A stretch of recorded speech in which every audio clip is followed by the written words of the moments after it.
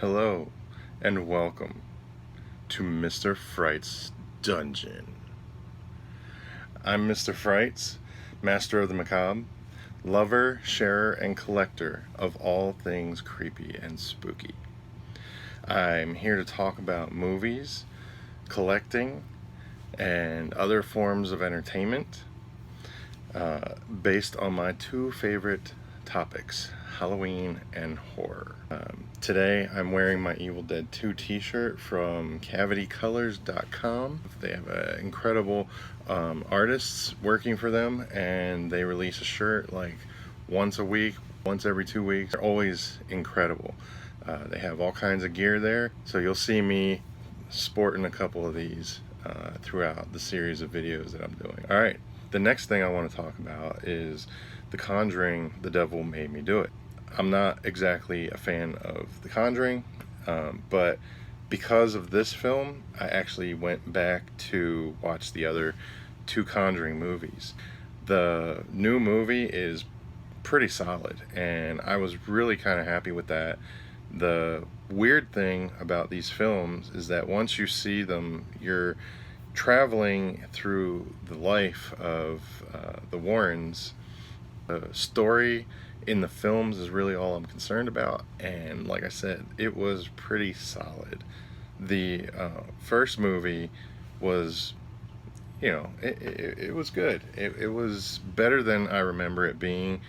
I think that was driven by how good the new movie was. Was it a masterpiece? No, but it was really good entertainment. It was very compelling.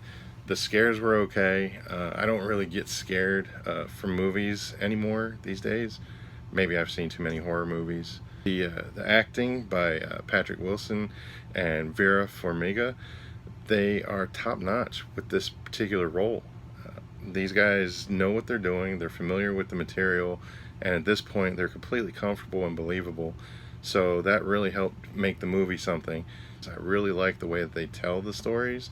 That seems to be the way it is through all three of the films, where you jump into what the Warrens are doing, and then you jump into what this family is doing over here, what they're dealing with as far as spirits and evil. The bottom line is I really dug this. Michael Chavez, for this movie, knew what he was doing, and it was a really big relief to not be bored. Anyway, The Devil Made Me Do It. If you haven't seen it, I recommend this one. And once you see this, if you haven't seen the other Conjuring films, go back and check them out. I was pleasantly surprised that I was wrong about the Conjuring films. They actually are pretty entertaining. I started this Mr. Frights thing to give people a platform who were trying to create something, doing something involved in horror and Halloween, because when I was a filmmaker, we didn't have very accessible platforms for that kind of stuff. We had to really work our butts off to get noticed. When I got to a certain point, I thought it would be a good idea, since I've always loved horror hosts and things like that. I thought it would be a good idea to try and make my own kind of thing. It took me a while to get to this point where I can jump in front of the camera and do these videos, and with that I want to help promote friends and other creatives who are in the midst of making movies, who are making books, music, any of that kind of stuff. I wanted to start off this whole Mr. Frights video series with giving some attention to somebody who sent me a book that they wrote, and it's been a long time coming, so I apologize for that publicly. Apologize also for saying all the damn time. But genuinely Jennifer.com, that's her website. Go check her out. She's a writer, and she wrote a book called The Dead of Winter. The book is kind of like in the vein of Winona Earp, or if you're familiar with Supernatural at all, who isn't, right? If you're familiar with Constantine from the comics and the movie, it's kind of like that. The difference is this sets up different lore ground rules for the characters. It's about a guy named Rodney Baker, and he finds himself working alongside very skilled, I don't know what you want to call him, not exactly exorcist, but just somebody who knows how to handle these things, kind of like a hunter, like Sam or Dean. The book is about this guy and his experience with this girl, and they're covering some kind of event. One of their own has somehow taken over this asylum, and evil ensues, and so they're out to try and take out this evil. The whole thing speaks to me on a comic book level, and I had suggested that to her, but I don't think that's where she was going with this. I instantly wanted to see the images on the screen. I wanted to see a movie about the book. I wanted to see comic book panels, but this book by Jennifer Ritter, she did a really good job. The next segment I'm going to do in my videos is going to be dedicated to collectibles. It's probably the biggest part of my life where it involves horror and Halloween. As you can see, my shelves are full of interesting little knickknacks and toys. I love collecting. I've been collecting for 20 years, and so my home is full of all kinds of horror items. First, the newest offering from NECA with horror, it is the Ultimate MacReady from The Thing, from John Carpenter's The Thing. This is an exciting piece. The last time we had anything that was from the movie The Thing was from McFarlane's movie Maniacs. All these years later, NECA is releasing figures from The Thing. I hope this is only the first one. MacReady, okay, looks really close to Kurt Russell. It comes with some whiskey, a gun, a couple other little pieces, some swappable heads, some swappable hands right there. I love the attention that they put to their boxes. This one has like a soft metallic, you can see all the lights reflecting off of it. So I have my second one right here, so that way I can open one and I can, you know, play with it, whatever. There's the back of it, and I try to open the boxes as carefully as I can, and you want to kind of give it a little twist turn here so you're pulling up and away from the edge of the box. You can pull it this way, the edge of the box, the print can rip. If there's any sticky left behind, I like to use the sticker to kind of pick it off.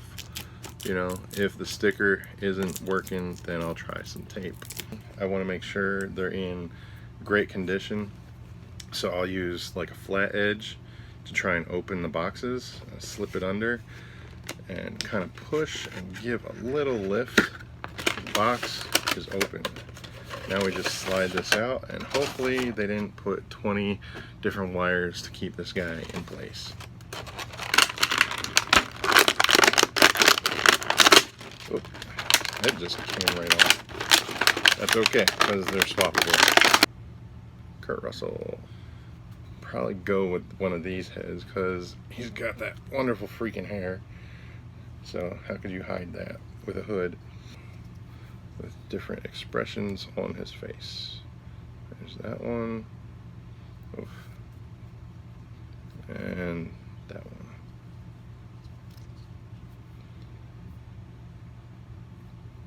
Yep, MacReady heads. Anyway, let's see what else we got. 4 types of hands. Oops. Okay, well everything's just kind of falling free now.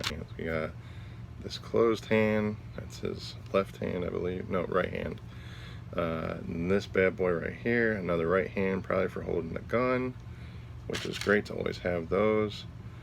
Here's a left hand for holding the weapon, or his whiskey, whatever, you know.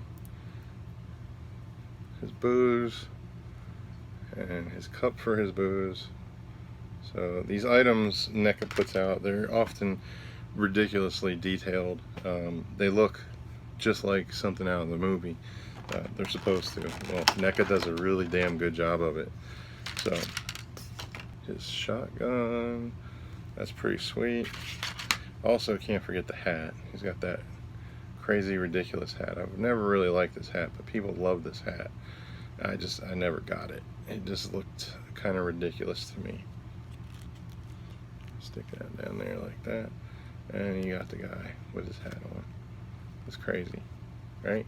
These big flaps pointing up. Wonder what the story of that hat is. They're really well made. They don't just break easy.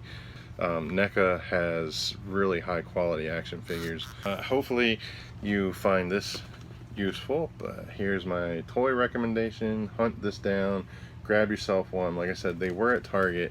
I've seen them starting to pop up at places like BigBadToyStore.com, so maybe you're going to be able to get yourself over to ToyWiz.com, whatever, your favorite online collectible store, and grab yourself one of these, or do like I do, get 2 of them so you can open one and keep one in the box. I appreciate anybody who took the time to actually check out the video.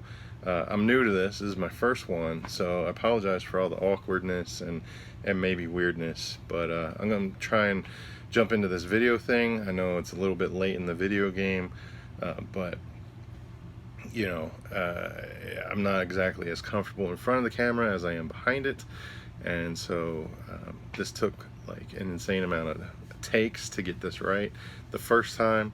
So hopefully it gets easier, and I will see you in the next video. Stay spooky. McCready Pliskin, that's what we got. Get him an eye patch. So let's throw on a silly hat. See how it does. Oh, hey. So I forgot to mention one thing. I had this video all set up and all the different segments and stuff. I totally didn't mention any of my own links.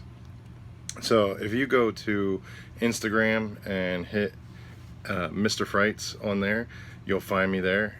You'll also find in my profile the link to my link tree, which will give you all the links to all my other stuff, including my YouTube channel, Facebook page, Twitter.